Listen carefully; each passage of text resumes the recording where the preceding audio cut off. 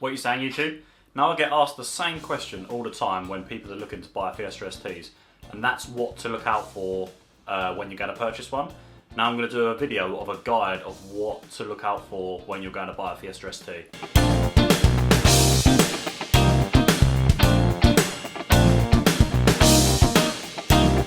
Here's a quick list of everything in this video. Basically, for anyone that doesn't want to watch the whole video, just a big list here of everything I'm going to say, so you get the kind of quick version. Now this video is going to be split up into 3 sections. The first section is going to be walk away. This means you walk away from the sale. If you find this on the car when you're going to view it, just walk away from the sale. These are going to be things that aren't going to be cost effective or are going to make the car pretty much undrivable. So you do not want to buy this car, walk away, don't buy it, run away. The second section is to renegotiate the price. Now, if you notice these things on the car and they haven't described it in the advertisement of the car, I'd say it's means for you to renegotiate the price, which can be good because you can get some money off the car. And these are fixes, well, these will be things that you can fix for not much money and skill. So, second section, renegotiate the price. Now, the third section is going to be things not to worry about the car, which might seem like they're an issue, but they're not too much of an issue or not really an issue at all. It's definitely worth questioning the owner of the car about these just to double check, but these are things that I wouldn't consider issues and I would still go through with the sale of the car. Also, this isn't going to be a generic kind of checklist of what to check over of any car. This is going to be very specific to the Mark 6 Fiesta ST150. So if you're looking for a generic used car kind of guide, I'd really recommend Chris Fix's video. He's got kind of a PDF printable sheet that you can take to a used car sale and literally tick off whilst you're checking. It's really useful. I've used it before and it's really thorough. Number 1 on the list of walk away is a bottom end knock. Here's an example of what it will sound like when you visit a car with a bottom end knock.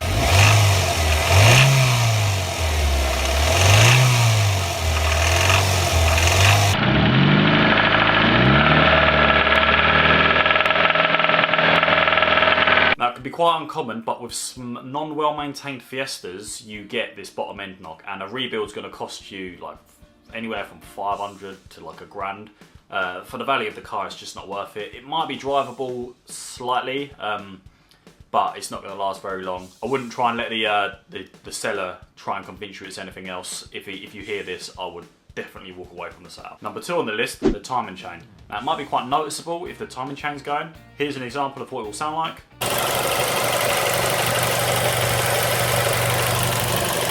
It's a mixture of poor maintenance and thrash in the car that's going to cause like your timing chain to stretch or maybe even slip a tooth. What I'd recommend that if the timing chain hasn't been done before the car hits around 100,000 miles, it's definitely worth getting it checked out or had a look at. You want to check the paperwork for the car you're going to buy, see if there's any receipts for any timing chain or any work on the timing chain. If there isn't, ask the question, and if it hasn't and it's making noise, walk away from the sale. Simple as. Number 3 on the walk away list is the gearbox. Basically, they are renowned to have slightly weak gearboxes. The synchro going into second sometimes goes, and that requires a new gearbox build. In general, like when you go into reverse, it might have a little crunch. Don't be too wary of that. But if the car does require a full gearbox rebuild, that's something you want to walk away from. Again, it's going to cost too much money. I'd recommend letting the car warm up because sometimes these cars can feel kind of clunky going into gear. That should all clear up whilst it's warmed up. And when you're test driving it, take it through each gear nicely and bring it down each gear nicely. Just to check that they all work, including reverse. Don't forget reverse. A lot of people forget to test reverse. Some people even manage to buy holes in his gearbox, but you'd know if there was a hole in it. The last thing I want you to check is the water pump. Now, the water pumps are slightly prone to leaking. They want replacing. That can be quite costly. Unless you do it yourself, it can cost you around £200, but you take it to a shop, they're going to look for 300 to £500. Again, if you look at how much a car's worth and how much you're going to be paying, it might not kind of, you don't want to be paying another £500 on top. Again, if it hasn't been done before 100,000 miles, ask the question, see if it's in the paperwork. If not, it's definitely something you want to get checked out or maybe even changed just for longevity. It might even be a bargaining tool to be like, look, there's these things that haven't been done. I'm probably going to have to get these done soon. You might be able to knock off some cash and get yourself a deal. Another thing, burning oil. This is not so common, but I have come across a few that have been burning oil. It's hard to notice without actually driving a car for an amount of time because you'll notice that you've lost oil. Yeah, one thing you can do is when you start the engine, check the exhaust, see there's no kind of blue smoke coming out the back. It's normally because of the valve stem seals or the piston rings that it will burn oil. Again, it requires a engine build basically, or an engine rebuild, sorry. It's not worth it, avoid. Now, for the list that's going to save you some money, this is the renegotiate the price list. Number one, you want to be checking that the power steering is red, the fluid is red, and the pump might make a little bit of a sound, but it's not too much of an issue. These STs, they have the power steering run around the side of the engine, and basically that fluid gets cooked all the time. I've got a video of how you can change that to relocate the reservoir across the engine bay to let the fluid cool down a bit more. But what I would be checking is that the fluid isn't black and that the pump isn't too loud. The pump sometimes makes some sound, sometimes they don't. But if they are, I would recommend trying to renegotiate the price. You can say, look, I'm probably going to get a relocation kit and the fluid's black. It means that you haven't changed it, blah, blah, blah. Knock 100 quid off. You're going to save yourself some pennies. Number two on the list, stiff gears when hot. Once these cars warm up, sometimes they can be quite difficult to change gears. This is because they basically got a bushing on the side of the gearbox that over the years of like heat cycles kind of like hardens up. What you can do, you can drill this out and loosen it up basically and re-grease it, and then it's basically as good as new. This can seem quite a bit of a problem because you think there's like a major gearbox issue of it not going in gear, but it really isn't, and you can do it basically for the price of some grease. Obviously it's a bargaining point. So you can say to them, look, the gears are stiff, I know this is a common issue, I know how to fix it, but obviously it's an issue, can I have some money off? Number three on the list, the thermostat. Now, obviously with any car check you want to make sure that the car's getting to temperature, but these cars have a tendency to snap the arms on the thermostat, leaving the thermostat fully open all the time, and it won't get to temperature properly. What I'd recommend is probably still going ahead with the sale of the car, as long as it hasn't had any other issues of like being run cold for like a few years. The only reason I'm saying that is because it's £15 to change the thermostat. I've got a video on my channel doing it. It's super easy, and if you say you're going to get it done to a garage and you notice it's not getting up to temperature properly, it's a really good bargaining tool. You can get a lot of money off. You could be like, look, it's not getting up to temperature properly. This could be quite a big issue, but you know it's not. Can I have, say, like, can we get another 150, 200 pounds off? Because that's how much it's going to cost to get done in a garage, but you can do it for yourself for 15 quid. Simple as that. Next on the list is a dodgy PCV valve. Now, this is probably the big one for these cars. They have a valve that's connected to the inlet manifold and the engine itself. Basically, these split and it causes a slightly dodgy idle. And then it comes back down to settle then. So it's literally just one little blip. And the revs hold a little bit. If you notice there's a dodgy idle, let them know straight away. Let them know it's a PCV valve and that it's going to cost quite a bit of money. You could easily knock £100 off. This is basically just going to give you worse MPG, and it's not too hard of a fix. I've got a video on my channel fixing mine. You have to take the inlet manifold off. It's not too much effort. You can get them done for around £100 in a garage. But yeah, again, bargaining tool, knock some money off, get yourself a deal. Another one, which might seem quite bad, but isn't too bad, is when the car stalls in reverse. Now, these cars do have a kind of idle that you have to get used to.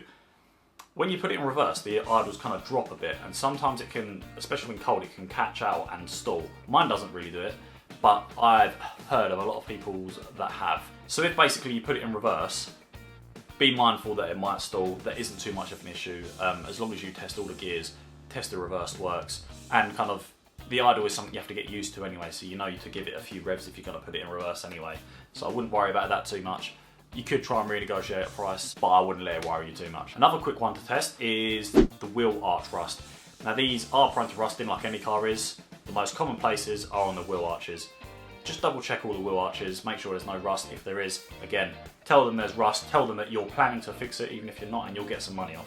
You want to check that the heated window is properly working. A lot of the times you'll get a chip in the windscreen and only one side will start to work. Double check that the heated windscreen fully works. It can be difficult. It might be cold and you might automatically be able to see because there's like some ice on the window or something, but try and find out, because if it isn't, it's not too much of an issue, but again, you can knock some money off for that. Sometimes the pre-facelifts have trouble starting first time in the cold.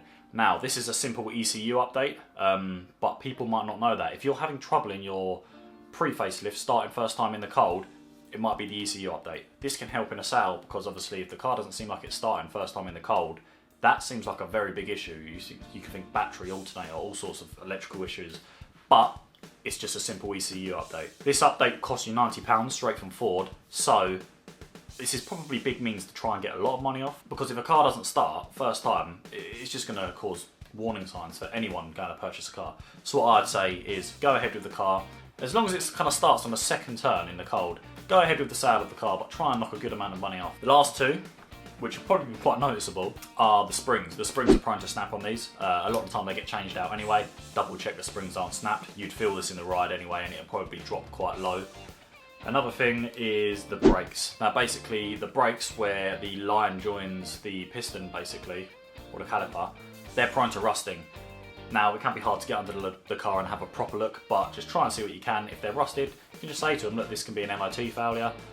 Can I have some money off and get it fixed? Another few little bits to check, just because these things are commonly forgotten. If the car has heated seats, turn it on, wait for it to heat up. A lot of the time these ones have kind of heated seats that work when they want to. Both heated seats, test them, press the button, wait for them to warm up. If not, again, that's money off. Ask them about it, say that you really love heated seats for the winter and it's something that might push you away not to go through with the sale. And if your car's got the auto mirrors, the auto wipers and the auto lights, again, just check them all. If they haven't, they're probably some expensive motors that need replacing potentially. And again, means to get money off. Now for the list of things you don't need to worry about. First thing on the list, the crunch in reverse. Now, these cars don't have a synchro in reverse, so when you go into reverse, it seems like the car does make a little crunch. Two ways to avoid this: hold the clutch down for a bit longer than you normally would, then put it into reverse, or put the car into third and reverse. Again, if it goes into reverse with a crunch, there's no need to worry, it's standard. Number two, dodgy idle on the startup. Now, these cars, when they start up, they will idle higher until the engine's warm a little bit and then sit down. So you're looking at, say, like 1,100 revs and then settle at like 600 to 700 revs. It's not too much of an issue. Just watch it when you do it. So when you start up the car, check the idle goes up, and then when it's warmed up for a little bit, check the idle goes down. Now another one, not to worry about too much, which might seem a bit stupid, is an engine warning light. Now, these can obviously be a big deterrent because it's a warning light on and it's your car telling you there's something wrong with it. But something that's common with these are decatting the exhaust and changing the cams. Both of these things can set off an engine warning light. If done properly, they should wipe the light and all should be good. But if not, what I'd say is go through the paperwork and ask the driver if they've had that done. If they've got the paperwork that shows that it's been done, I wouldn't worry at all, because you can see there the paperwork says it's had new cams or a decat and it's got a warning light on. Sweet, you're good to go. If not, maybe, I don't know, be a bit wary, see if it drives fine, see if it starts fine. Again, that could be means just to knock money off, being like, look, there's a warning light on with no paperwork corresponding with it. So, and the last thing not to worry about too much is the bonnet chips. Now, Ford's paint that they used on the ST150 is a bit soft, so quite a lot of them have a few bonnet chips on the bumper and the bonnet. Mine does. Here's an example. This is my exact car. I'm not so happy with these, but it's just kind of part of it. If it's severely bonnet chipped, or you can see scratches and nasty stuff, obviously you can say, this is a lot more chipped than I thought it was going to be. But they did use soft paint, so there are going to be a fair few chips on them. I hope this little guide helps some of you out if you're looking to buy an ST150. I basically did this guide because I've been asked the same question so many times. I thought it'd be good to get a video out to be able to put people towards if they've got these questions again. If I've missed anything, or you know any other common problems, let's create this as kind of like a community kind of guide towards the ST150. Put it in the comments below so people can check through the comments, see if there's any other issues. I think I've covered quite a lot. I've covered everything that my car has had, and I've covered things that I've researched. So post below if you've got any more, so we can help people try and buy all the good STs instead of getting stitched up and buying a lemon and being out of money. If this guide helped you out, go give me a follow on Instagram here. I'm trying to get it to around 500. I've just hit, well, I'm nearly on 1,100 subs here on YouTube, so I want to try and get a few more over to Instagram. Go give me a follow, and I'll catch you next time.